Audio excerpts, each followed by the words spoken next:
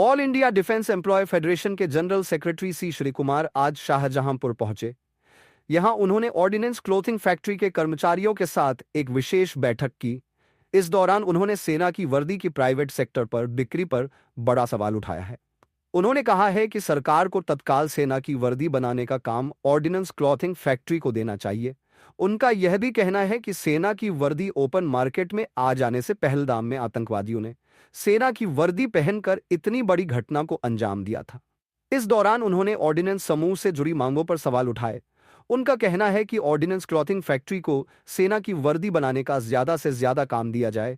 इसके साथ ही इस फैक्ट्री में अप्रेंटिस कर चुके अभ्यर्थियों को नौकरी दी जाए। रक्षा मंत्रालय के अधीन ऑर्डिनेंस फैक्ट्री में अनुकंपा नियुक्ति की जाए।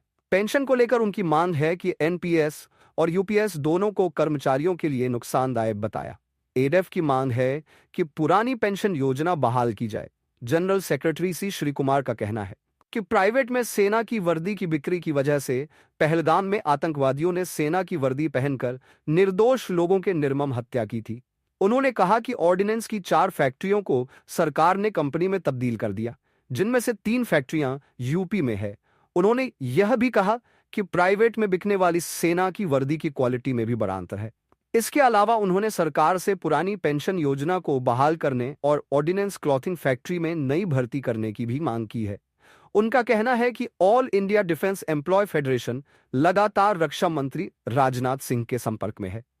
उन्होंने यह भी कहा कि अगर सरकार प्रयास करें तो एक बार फिर से सेना की उच्च क्वालिटी की वर्दी ऑर्डिनेंस क्लॉथिंग फैक्ट्री में तैयार की जा सकती है। जिस तरीके से आर्मी की यूनिफॉर्म को आप कॉर्पोरेट में भेज दिया गया, फेडरेशन का कर दिया गया, किस तरीके का बदलाव आया पूरे सेना की वर्दी में और क्या मांग की गई थी? सरकार तो हमारा तो ऑर्डिनेंस फैक्ट्रीज को तो कॉर्पोरेटाइज किया, वो सबसे पहले गलत डिसीजन है। उस डिसीजन का खिलाफ में हम कोर्ट में भी फाइट कर रहा है, एज ए ट्रेड यूनियन हम रास्ता में भी फाइट कर रहा है। ये नंबर 1 है। कॉर्पोरेशन होने का कारण ये आर्मी नेवी एयरफोर्स ने ये कंपनी बनाया अभी TCL, उनको बताया आप अभी कंपनी है, आप अभी सरकार नहीं है। तो आप कंपनी होने के वजह से आपको कोई भी यूनिफॉर्म का, दूसरा बूट्स का, टेंट का, पैराशूट का, कोई भी आइटम का काम चाहिए तो आप प्राइवेट कंपनी के साथ टेंडर में पार्टिसिपेट करना है। आपको L1 में आना है, नहीं तो आपको काम नहीं मिलेगा। तो कंपनी भी शुरू कर दिया, एक टेंडर में पार्टिसिपेट किया, लेकिन कितना भी TCL ने टेंडर में पार्टिसिपेट किया, उनका नंबर आ गया 17, 18, 19, 20। तो फिर उसको काम कैसे मिलेगा? काम नहीं मिला। उसको लेके all India defence employees federation ने बहुत लड़ाई किया, संघर्ष किया। राजनाथ सिंह जी को चिट्ठी लिखा, उनको मिला। फिर फाइनली हमने रक्षा मंत्री साहब को ये बताया, देखो हम लोग सब सरकार कर्मचारी हैं, हम लोग कंपनी का कर्मचारी नहीं है। आप हमको ज़बरदस्ती में कंपनी में डाल दिया, लेकिन अभी कंपनी बोल रहा है हमारा पास काम नहीं है, तो आपको तनख्वाह के लिए हम किधर से पैसा लेके आएंगे? तो कंपनी हमको तनख्वाह नहीं दिया तो आपका जिम्मेदारी है आपका कर्मचारी को तनख्वाह देने का। और तनख्वाह के लिए मिनिमम एक साल में 720 करोड़ रुपया का ऊपर ज़रूरत है, तो आप दे दो। कंपनी को 720 करोड़ एवरी ईयर आप सब्सिडी दे दो, तो फिर क्या होगा। लेकिन हमारा वर्कर ऐसा है, वो काम चोर नहीं है। ऐसा बैठ के सैलरी लेने के लिए हमारा वर्कर तैयार नहीं है, हमको काम चाहिए। तो काम देने के लिए फिर रक्षा मंत्री का सवाल था क्या करना है। मैं बोला सबसे पहले आपने जो 2017 में हमारा तो ये 5 क्लोथिंग फैक्ट्रीज का पूरा आइटम्स को नॉन कोर डिक्लेयर कर दिया।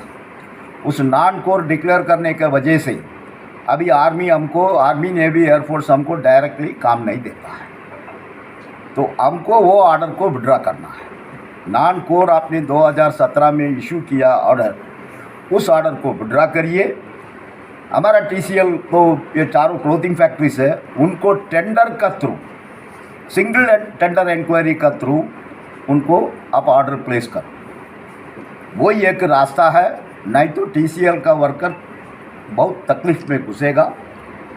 तो उन्होंने कन्विंस हुआ, उसका बाद उन्होंने वो ऑर्डर को विड्रॉ किया, वापस किया। लेकिन उसके बाद भी आर्मी में बहुत ऑफिसर संतुष्ट नहीं था।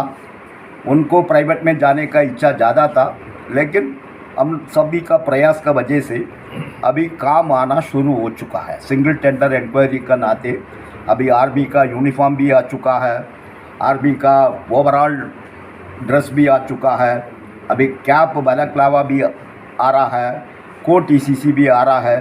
धीरे धीरे काम आना शुरू हो गया।